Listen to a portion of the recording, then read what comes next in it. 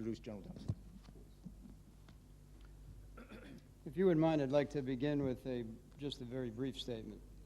General Sanchez and Ambassador Bremer. Yeah, I can do it. All right, Thank go you. ahead. Well, sir, can you tell us whether... Oh, I think there's no doubt that it required some reconnaissance and some rehearsal. It probably took some period of time to weld this apparatus together, and probably it required a rehearsal to pull it into position in the time that they believed they had to position it.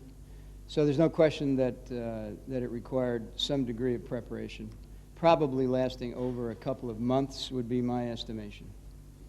Yes, sir.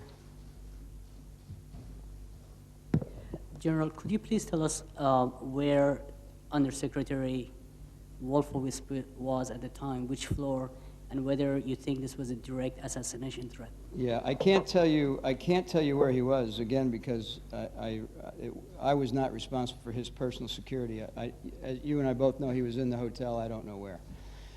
Do I think this was targeted at him? No, I do not. And in fact, I mentioned that to him today. And I go back to the earlier question. I think this device probably took a couple of months to prepare.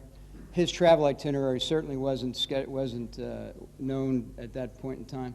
I foresee or believe that this particular event was timed precisely to try to discredit the opening of the 14 July bridge and the lifting of the curfew.